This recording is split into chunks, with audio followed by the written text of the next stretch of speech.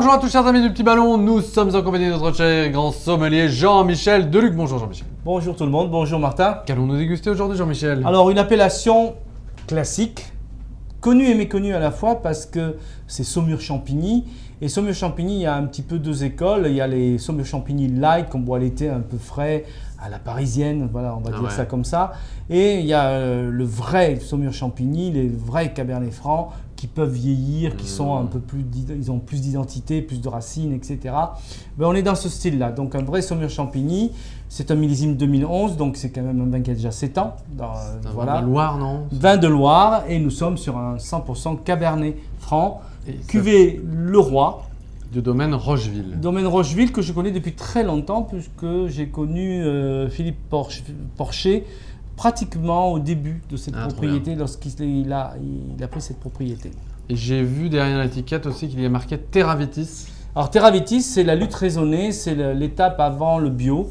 C'est-à-dire qu'on est contraint à faire le moins de passages en vigne avec des produits phytosanitaires, donc le moins de traitements possible, si possible pas du tout. Voilà. Donc c'est juste l'étape avant le bio. Parfait. Donc on est conscient de la nature, de la culture et on traite la vigne en fonction. Parfait. Alors à l'œil. Cabernet Franc, peau relativement épaisse, donc on a de la couleur. C'est un vin avec une superbe couleur. Donc c'est certes déjà à la couleur, on sait que c'est pas le Saumur-Champigny light qui a pratiquement pas de couleur. Là il y a de la matière. C'est encore, c'est jeune, mais ça commence à évoluer vers le grenat. Il a 7 ans, donc déjà une couleur superbe. Hein. Il y a un velouté. Moi j'aime bien cette robe là. Parfait. Au nez. C'est pas mal ça. Alors on a un nez qui est à la fois floral, réglissé, on a le côté violette, réglissé, on a des petits fruits noirs, de la myrtille, de la mûre, du cassis. On a même de la prune quetch, on a un côté un petit peu noyau également. Des notes, alors j'aime beaucoup de côté un peu encre fraîche, on a des notes légèrement fumées, de tabac, de chocolat. Donc déjà pour un Saumur-Champigny c'est quand même complexe, hein, il y a une belle trame aromatique. Pas mal, hein, en bouche.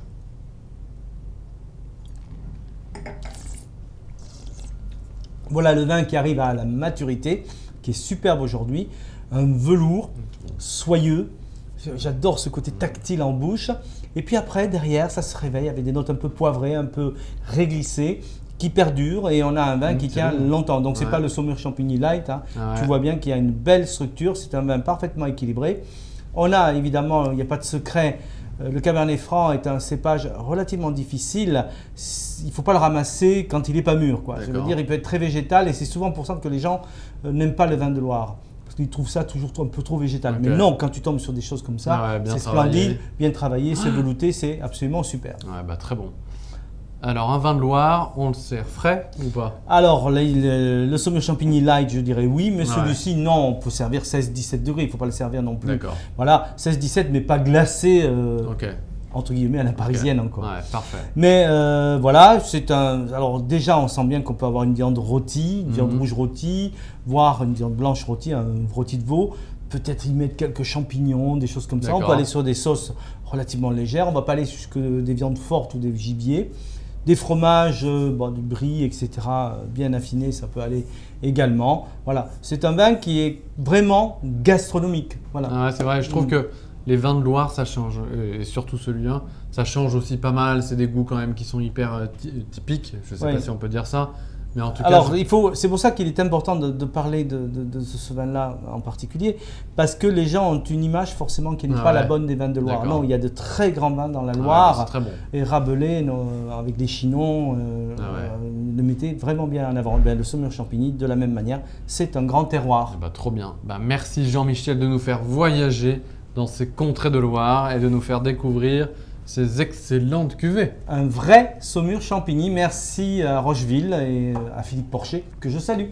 Merci à vous tous. Bonne dégustation. Bonne dégustation.